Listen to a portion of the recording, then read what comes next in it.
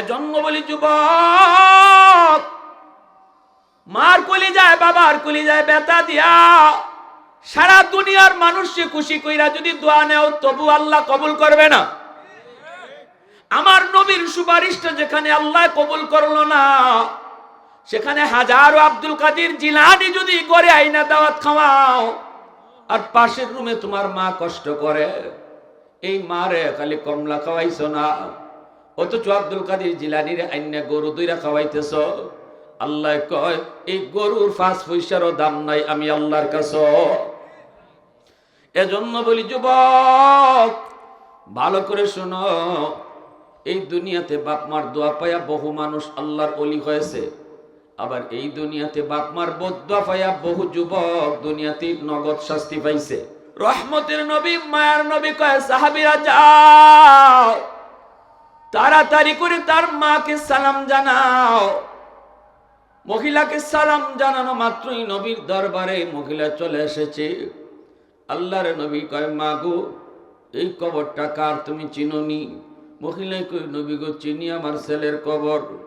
নবী বলতেছে তোমার ছেলে নাকি তোমারে ভীষণ কষ্ট দিয়েছে, এজন্য কবরের মধ্যে আযাব ভোগ করতেছে। আল্লাহ আমাকে অন্তর চোখে দেখাইছে গো মা, আমি 3 বার তার জন্য হাত উঠাইছি, সুপারিশ করেছি, সাহাবীরাও আমিন কইছে, তবুও তার আযাব বন্ধ হয় না। শেষমেশ আল্লাহ আমাকে জানাই দিছে যতক্ষণ পর্যন্ত তুমি মা তাকে মাফ না করবা ততক্ষণ আল্লাহ তার আযাব বন্ধ করবে না।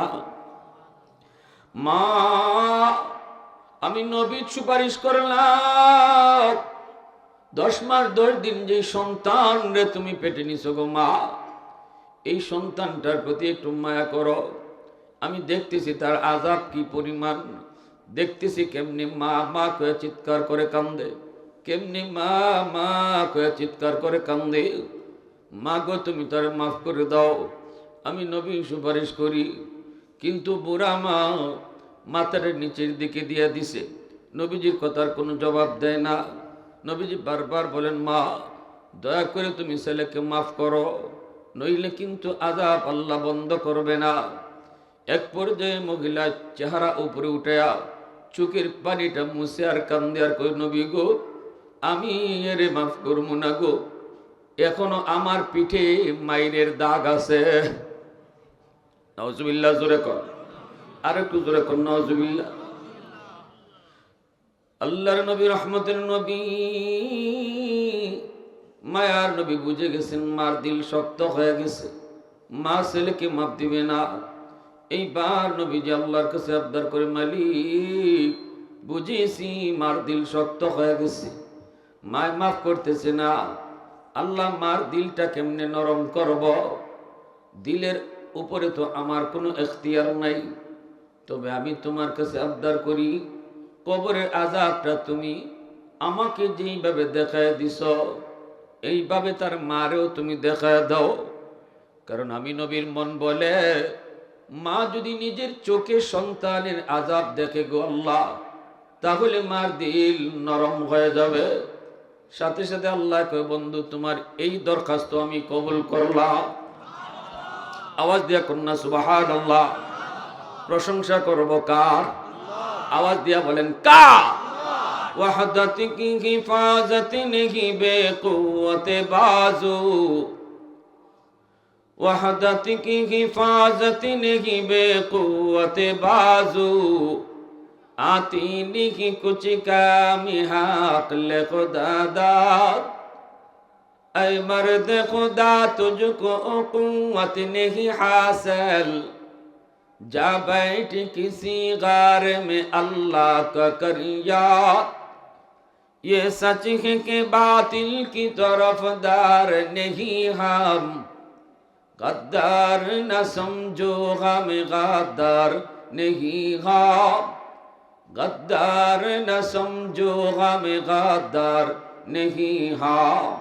मुसलमाনের আওয়াজে বলেন আল্লাহু আকবার। সাথে সাথে আল্লাহ পাক কবরের আযাবের দৃশ্যটা নবীরে যেইভাবে দেখাইছেন, সাথে সাথে আল্লাহ মার চোখেও দেখায় দিলেন। মা দেখতেছে সন্তানের আযাবের দৃশ্য, আগুনে পুরার দৃশ্য, সাপের কামড়ের দৃশ্য, আর চিৎকার করে মা মা করে চিৎকার করে কান্দে। এই আওয়াজটাও মায় শুনলো, আযাবটাও মায় দেখলো, সাথে সাথে মার দিল নরম হয়ে গেছে। পৃথিবীতে এমন কোনো মা নাই, এমন কোনো বাবা নাই। যুবক, বিদেশ বাড়িতে যদি সন্তান বিপদে পড়ে সবার আগে মায় টের পায়। আওয়াজ দেখো, আওয়াজ দেখো। রক্তের সম্পর্ক, এই রক্তের বন্ধন কেউ টের না পেল মা টের পায়, কেউ না বুঝলো মায় বুঝে। কলিজায় কামড় দে, কার কলিজায় তুমি ব্যথা দিতেছো যুবক? কারে তুমি কান্দাইতেছো? কারে না খাওয়ায় কষ্ট দিতেছো? মনে রাখবা, আমার নবী বলেছেন, মা বাবা যদি খুশি থাকে আল্লাহ খুশি হয়ে যায়। রাদার রাব্বি ফি রাদাল ওয়ালিদাইন ওয়া সাখাতুর রাব্বি ফি সাখাতিল ওয়ালিদাইন।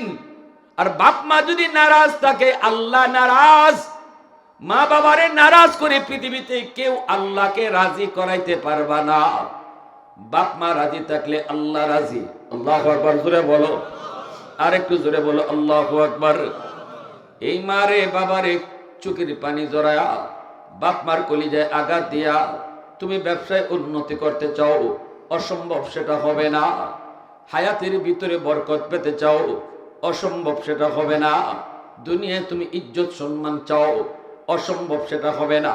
হাকিমুল উম্মত মুজাদ্দিদ মিল্লাত মাওলানা আশরাফ আলী থানভী রহমাতুল্লাহি আলাইহি বলেছেন, যেই সন্তানের পিছনে তার বাপ মার দোয়া থাকবে, এক নাম্বার দুনিয়ার ফায়দা হলো আল্লাহ তার হায়াতের মধ্যে বরকত বাড়ায়া দিবে। দুই নাম্বার ফায়দা তিনি বলেছেন, রিজিকের মধ্যে আল্লাহ বরকত বাড়ায়া দিবে। তিন নাম্বার ফায়দা বলেছেন, দুনিয়াতে আল্লাহ তার ইজ্জতের চেয়ারে বসাইবে। চার নম্বরে ফায়দা বলেছেন, দুনিয়াতে আল্লাহ পাক রব্বুল আলামিন এই দুনিয়ায় জীবিত অবস্থায় আল্লাহ তারে মক্কা মদিনা দেখাইবে। আওয়াজ দিয়া কও না সুবহানাল্লাহ, আর একটু জোরে কও না সুবহানাল্লাহ। পৃথিবীতে মায়ের মতো আপন কেউ হবে না, পৃথিবীতে মায়ের মতো আপন কেউ হবে না। তোমরা কোনদিনও মায়েরই মনেতে কষ্ট দিও না, তোমরা কোনদিনও মায়েরই মনেতে কষ্ট দিও না। ঈদের দিনে সবাই আনন্দ করে, কিন্তু যেই মার ছেলে বিদেশে আছে এই মা ঈদের দিনও আনন্দ করতে পারে না।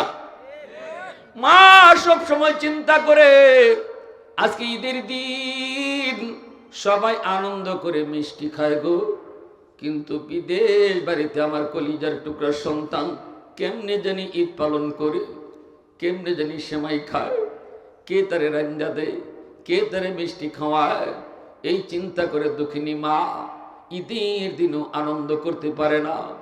পৃথিবীতে মায়ের মতো আপন কেউ হবে না, পৃথিবীতে মায়ের মতো আপন কেউ হবে না। তোমরা কোনদিনও মায়েরই মনেতে কষ্ট দিও না, তোমরা কোনদিনও মায়েরই মনেতে কষ্ট দিও না। কত পাপী মন আছে মাকে কষ্ট দেয়, মায়ের মনে কষ্ট দিয়ে অভিশাপ নেয়। মায়ের মনে কষ্ট দিলে খোদা যে সহে না, মায়ের মনে কষ্ট দিলে খোদা যে সহে না। তোমরা কোনদিনও মায়েরই মনেতে কষ্ট দিও না, তোমরা কোনদিনও মায়েরই মনেতে কষ্ট দিও না।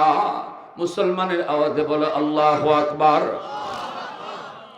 আল্লাহর নবী রহমতের নবী যেই মাত্র আল্লাহর কাছে আবদার করলেন, সাথে সাথে আল্লাহ পাক আযাবের দৃশ্যটা মার চোখের সামনে আল্লাহ তুলে ধরলেন। এইবার আযাবটা নবীও দেখতেছে, মায়ও দেখতেছে, সাহাবায়ে কেরাম তারা কেউ দেখে না। আল্লাহ এই দুইজনের চোখের সামনে থেকে পর্দা সরাইয়া দিছে। মা দেখতেছে, নবী দেখতেছেন, আর কেউ আযাব দেখে না। যেই মাত্র মা নিজের চোখে সন্তানের বিপদ দেখছে, কলিজায় কামড় দিয়ে উঠছে, চিৎকার দেয়া কয় নবী গো, আমি আমার সন্তানকে মাফ করে দিছি, আমি আমার ছেলেরে মাফ করে দিছি, মায় মাফ করতে দেরি হয়েছে, আযাব বন্ধ হতে দেরি হয় না। এজন্য বলি যুবক, মার কলিজায় বাবার কলিজায় ব্যথা দিয়া সারা দুনিয়ার মানুষকে খুশি কইরা যদি দোয়া নেও তবু আল্লাহ কবুল করবে না।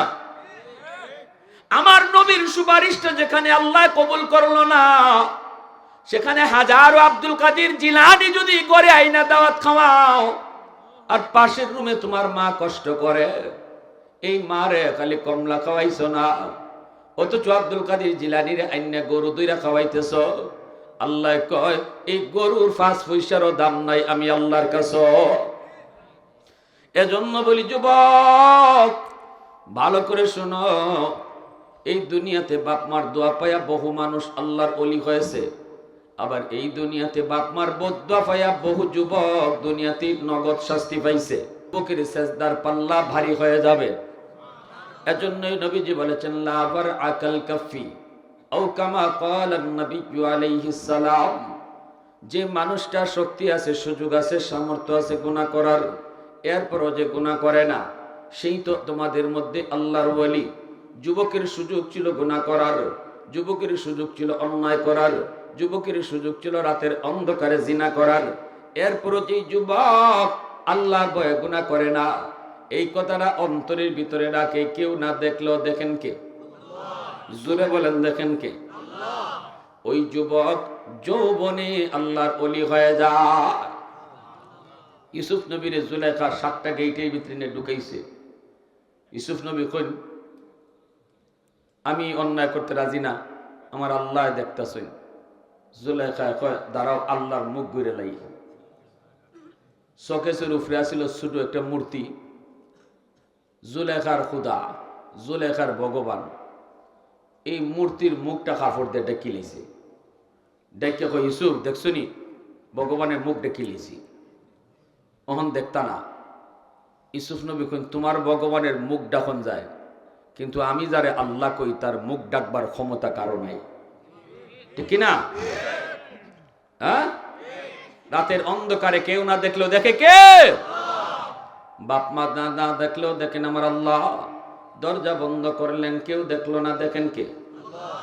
এই ভয়টা অন্তরের ভিতরে নিয়ে যেই যুবক চলবে, যৌবনে তারে মসজিদে পাওয়া যাবে, যৌবনে তারে ওয়াজ মাহফিল করাইতে দেখা যাবে, যৌবনে তারে গান বাজনায় পাওয়া যায় না, যৌবনে বাপ মা সেবা করতে পাওয়া যায়, যৌবনে মুরব্বীদেরকে সম্মান করতে দেখা যায়, উলামায়ে কেরামকে তাজিম করতে পাওয়া যায়। ওই যুবক নবীজি বলেন যৌবনে আল্লাহর ওলি হয়ে যায়। করাচির হযরত হাকিম আক্তার সাহেব রাহিমাহুল্লাহ মসজিদে নামাজ পড়েন। একজন যুবক বড় সুন্দর করে নামাজ আদায় করলো। এবার আল্লাহর ওলি নামাজ শেষ হলে পরে যুবককে ডাক দিয়া বলতেছেন, যুবক তোমার নামাজটা বড় সুন্দর, অনেক সুন্দর করে নামাজ আদায় করেছো, তোমার রুকুটা বড় সুন্দর, সেজদা বড় সুন্দর, কিয়ামটা বড় সুন্দর। যুবক বডিটাও তুমি নামাজে একদম নড়াচড়া করলে না, একাগ্রতার সাথে মনোযোগ নিয়ে তুমি নামাজ আদায় করেছো, তোমার নামাজটা আমি ফলো করেছি, আমার বড় ভালো লাগছে। কিন্তু ডান হাত কাপড় দিয়ে পেঁচায় রাখছো কেন? এই ডান হাতটা পেঁচানো কেন কাপড় দিয়া? যুবক তখন বলে আল্লাহর ওলি, এই হাতের মধ্যে পচন শুরু হয়েছে, দুর্গন্ধ বের হয়, কাপড় দিয়ে যদি পেঁচায় না রাখি তাহলে কেউ মসজিদে টিকতে পারবে না, এজন্য কাপড় দিয়ে পেঁচায় রাখি। আল্লাহর ওলি কই যুবক তুমি কি ডাক্তার দেখাও না? যুবক বলে সব ডাক্তার দেখানো শেষ, কেউ রোগ ধরতে পারে না। আল্লাহর ওলি বলে চলো অন্য কোন দেশের ডাক্তার দেখাই। এমনিতেই যুবক কান্না শুরু করে দিল। কান্দে আর কেউ হুজুর আপনি আল্লাহর বহুত বড় বলি, কিন্তু আমি এই জমিনে সবচেয়ে বড় নাফরমান, আমার মতো নাফরমান আল্লাহর জমিনে কেউ নাই। হুজুর আমার রোগ ডাক্তার ধরতে পারে না গো, কিন্তু আমি আমার রোগ ধরে ফেলেছি, আমি আমার রোগ ধরে ফেলেছি। আল্লাহর ওলি কই কি রোগ তোমার কও? আমার রোগ হলো আসমানে, চিকিৎসা চলছে জমিনে, কোনোদিন এই চিকিৎসায় রোগ ভালো হবে না। আমি আমার মার গর্ভে একমাত্র সন্তান, মা আমাকে কষ্ট করে করে লেখাপড়া করাইছে। জন্মের কিছুদিন পরে আব্বা মারা গেছেন। আমার মা আমাকে নিয়ে জীবন যৌবন কাটায় দিছে, আর কোথাও মা বিয়ে বয় নেই। আমি একটু বয়স হয়েছি, কলেজে গেছি, ভার্সিটিতে গেছি। এরপরে আমি সুন্দরী একটা মেয়ের সাথে আমার পরিচয় হয়েছে। এই মেয়ের সাথে আমার বিয়ে বন্ধনে আবদ্ধ হয়েছি। মেয়েটাকে বিয়ে বাড়ি বউ করে বাড়িতে উঠাইছি। আমার মা বলতেছে, মা রে বাজান রে, বউ আনছো অসুবিধা নেই, মারে একটু কইলায় না। এ বাজান, ধনীর ঘরের মেয়ে গরিবের মাকে মা কইব না, ধনীর মেয়ে গরিবের মারে মা কইতো না। ছেলে কই না গো মা, আমি বুঝে আনছি, সব বুঝায় শুনে আনছি, মা তুমি টেনশন করো না, সব কিছু ঠিক আছে গো মা, তোমাকে আম্মা কয়ে ডাকবো। এইভাবে দিন চলছে, কিছুদিন গেছে। এরপরেই দেখা যায় আমার মাকে আমার বউয়ে আম্মা কয়ে ডাকে না। অফিস থেকে আসলে পরে আমার কাছে মার বিরুদ্ধে নালিশ দেই। একদিন, 2 দিন, 3 দিনের মাথায় আমি মার রুমে ঢুইকা মারে বকাবকি শুরু করে দিলাম। মায় কয়, বাজান বউয়ের কথায় মারে তুই বক, আমি তোর বউয়ের সাথে কোনো ঝগড়া করি নাই রে বাজান, তবুও তো আমি কিছু শুনি না, আমি বুঝি না, আমি মানি না। এর পরের দিন আবার যখন বউ আমার কানে মার বিরুদ্ধে নালিশ দেয়, মার রুমে ঢুইকা মারে বকাবকি কইরা আমি নাফরমান মার গায়ে হাত উঠায় ফেলছি। যেই মাত্র হাত উঠাইছি, এমনি মায় চিৎকার দিয়া কয়, বাজান আজকে বউয়ের কথায় তুই মার গায়ে হাত উঠাই দিলি রে, অথচ এই হাতটা মা চুমায়া চুমায়া বড় করছি, তোর এই হাতের মধ্যে মার হাজারো চুমা লেগে আছে। ঠিক আছে, বউয়ের কথায় যখন তুই মারে মারছ, তোর এই হাত যেন আল্লাহ ফসায়া দেয়, তুই যেন আমার জানাজার নামাজ পড়তে না পারো। হুজুর, মা এই 2টা বদ্ধ দেওয়ার লগে লগে আমি টের পাইছি আমার পায়ের জমিন কাইপা উঠছে। হুজুর, বেশ কিছুদিন পর অফিস থেকে বাড়িতে আসলাম। আসার আগেই খবর পাইলাম মা মারা গেছে। বাড়িতে আসবো, জানাজায় শরীক হব, কিন্তু রাস্তায় এত সমস্যা ছিল, অন্যদিন এত সমস্যা হয় নাই। পৌঁছতে পৌঁছতে অনেক দেরি হয়ে গেছে। এইদিকে অপেক্ষা করে করে এলাকার মানুষেরা জানাজা পড়ে ফেলছে। আমি আইসা দেখি জানাজা শেষ। আমি বুঝে গেছি মার একটা বদদোয়া কবুল হয়ে গেছে, তুই যেন আমার জানাজা পড়তে না পারস। দ্বিতীয় বদদোয়াটা ছিল, তোর হাত যেন ফচ্চা যায়। কয়েকদিনের মাথায় দেখতে পেলাম ওই হাত, যে হাত দিয়ে আমারে মারছি গো, এই হাতের মধ্যে পচন শুরু হয়েছে, দুর্গন্ধ বের হয়। অ্যান্টিবায়োটিক, হ্যাঁ অ্যান্টিবায়োটিক ডাক্তার দেয়, কিন্তু পচন ভালো হয় না। এই অবস্থায় কি করব? ডাক্তাররা কয় আমরা তো রোগ ধরতে পারি না। আমি বললাম তোমরা রোগ না ধরতে পারলেও আমি ধরে ফেলেছি। হুজুর, এই পচন শুধু উপরের দিকে উঠতেছে, দুর্গন্ধ। আমার সুন্দরী বউটা আমারে ফলে বাপের বাড়ি চলে গেছে। এলাকার মানুষেরা আমাকে এলাকা থেকে বের করে দিছে, কই তোর দুর্গন্ধে আমরা থাকতে পারবো না। এখন আমি কাপড় দিয়ে পেঁচায় পেঁচায় রাখি, আর রাস্তায় রাস্তায় ঘুরি, আর মসজিদে মসজিদে কান্দি। যেই মার গায়ে হাত উঠাইছি, যেই বউয়ের কারণে হাত উঠাইছি, সেই বউ আজকে আমার পাশে নাই, কেউ আমার পাশে নাই। হুজুর, আল্লাহ আমারে মাপ দিবেনি। তখনই তিনি কয়, নবীর একখান হাদিস শোনাও। রসুল বলেছেন, মান যারা কবরা আবাওয়াইহি ফি কুল্লি জুমাতিন গুফিরা লাহু কুতিবা বাররান। জুম্মার দিন যদি সন্তান বাপ মার কবর জিয়ারত করে, ইচ্ছায় অনিচ্ছায় যদি কষ্ট দিয়েও থাকে, জুম্মার দিনের কবর জিয়ারতের উসিলায় আল্লাহ তারে মাফ করে দিবে। এ যুবক, একটু নিজের বুঝাও, এই জমিনে বহু সন্তান নগদ শাস্তি পাওয়া গেছে, নগদ শাস্তি পাওয়া গেছে। এজন্যই আল্লাহ পাক রব্বুল আলামিন পবিত্র কোরআনুল কারীমের বিভিন্ন জায়গায় তিনি তার হকের পরপরই বাপ মার হকের কথা বলছেন। সূরাতুল লুকমানে আল্লাহ বলেন আনিশকুরলি ওয়ালি ওয়ালিদাইক। বনি ইসরাঈলে বলেন ওয়া কাযা রাব্বুকা আল্লা তা'বুদু ইল্লা ইয়্যা ওয়া বিল ওয়ালিদাইনি ইহসানা। তর্জ কিন্তু একরকম, প্রথমে আল্লাহর হক, এরপরেই আল্লাহ বাপ মার হকের কথা বলছেন।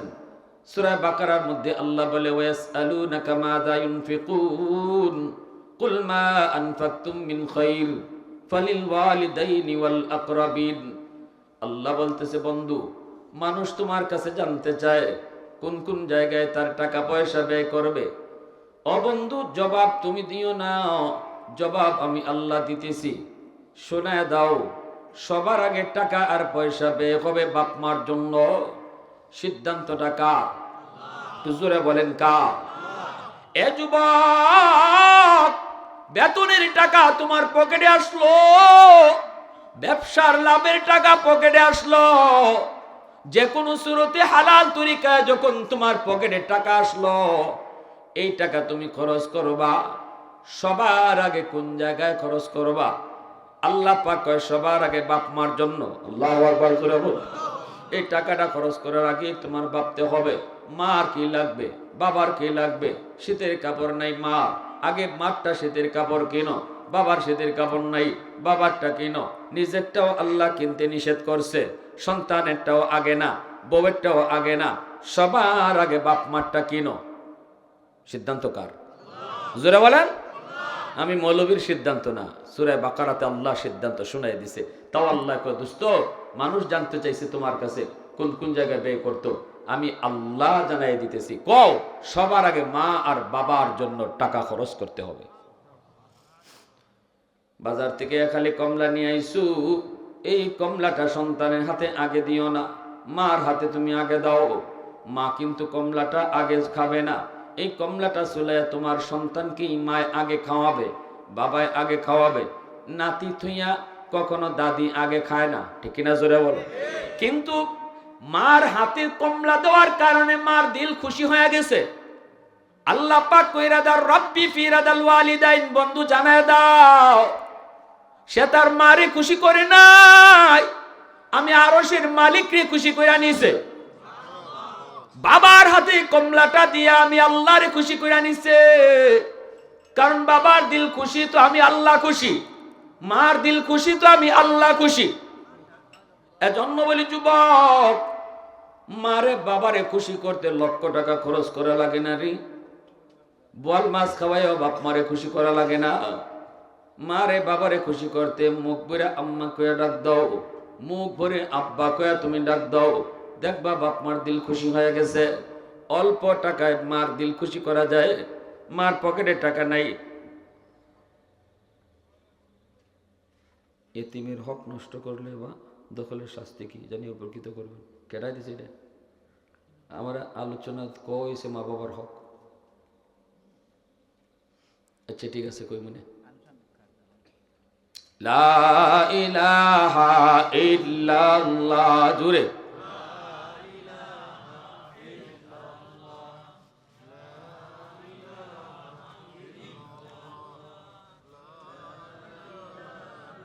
মোহাব্বতের সাথে লা ইলাহা ইল্লাল্লাহ।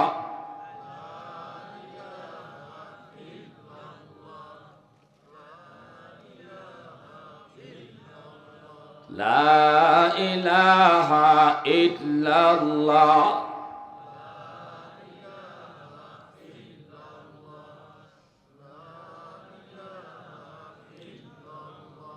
লা ইলাহা ইল্লাল্লাহু মুহাম্মাদুর রাসূলুল্লাহ। শ্বশুর শাশুড়ির খুশি রাখবেন, অসুবিধা নেই, শরীয়তের বিধান আছে। এই উঠেন কেন? বাপমার কথা আলোচনা করলে ভালো লাগে না কি ভাই? মা বাবার আলোচনা যারা ভাল লাগে না, বুঝবাই রোগ আছে। বুঝবাই কি আছে? আরো জোরে খাও, রোগ আছে। কঠিন রোগে আক্রান্ত। আমার কথা খুব হিট, কেউ ভালো লাগলে লাগবে, না লাগলে নাই। আমি প্রায় জায়গাতেই দেখছি বাপ মার ওয়াজ করলে অনেকে শুনে, কিন্তু দুই একজন রুগী আছে উঠতে জায়গা, হ্যাঁ প্রত্যেকটা কথাকে খলজাত লাগে, ঠিক কিনা জোরে খাও? প্রত্যেকটা কথাকে খলজার মাঝে লাগে। আমারে অনেকে প্রশ্ন করছে, হুজুর মার বাবার যে অত ওয়াজ করুন, আমার মা যে আমারে কষ্ট দেয়, আমার বাপে যে আমারে কষ্ট দেয়। শুনেন জবাব, এই জবাবটা আমি দিই না, এই জবাবটা আমার রসুল দিছেন। সাহাবীর এই প্রশ্নটা করছেন রসুলরে।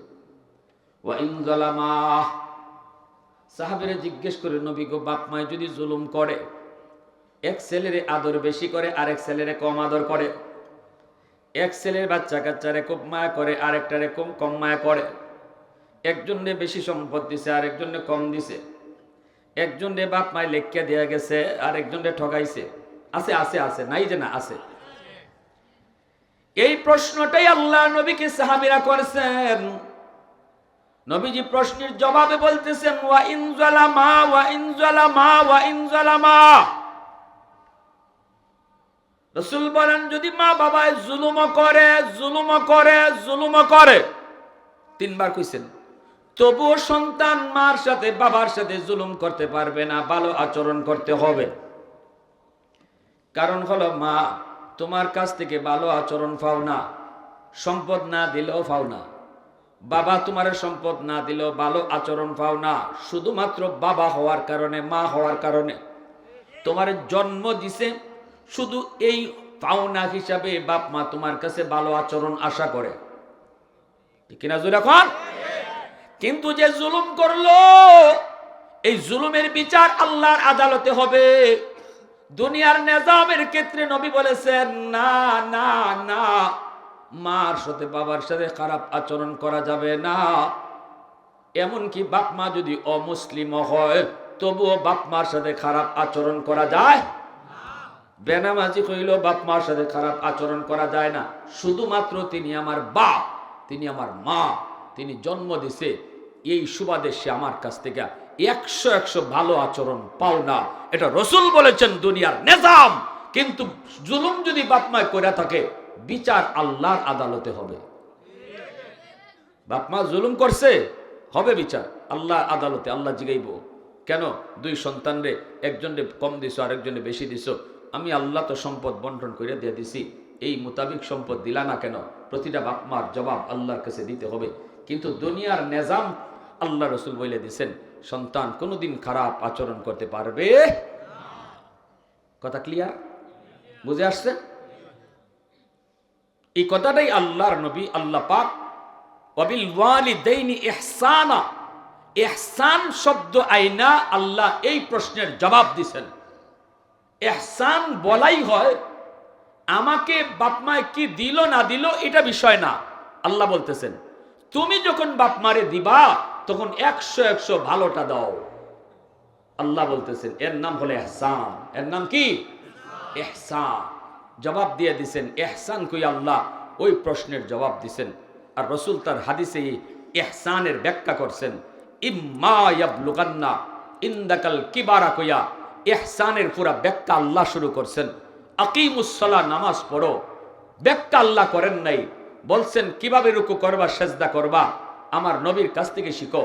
কিন্তু বাপ মার সাথে ভালো আচরণ করো, এই কথা কইয়া আল্লাহ পাক শেষ দেন নাই কথা, বলেন নাই যে বাকিটা আমার রসুলের কাছ থেকে দেখে শিখো। বলেন ইম্মা কইয়া আল্লাহ বলেন কেমনে ভালো আচরণ করবা শুনো, আমি আল্লাহ তফসির করে শুনাইতেছি। সুবহানাল্লাহ জোরে কইবেন না? আরো জোরে কোন সুবহানাল্লাহ। এজন্য আমার ভাইরা বন্ধুরা শুনেন, এই জমিনে আল্লাহর বহু বান্দা অলি হইছেন। অলি আল্লাহর বহুত বড় অলি হইছেন বাপ মার দোয়া পায়া। বাইজিদ বুস্তামি আমরা তো সবাই জানি, ওয়াসকরের নাম আমরা সবাই জানি।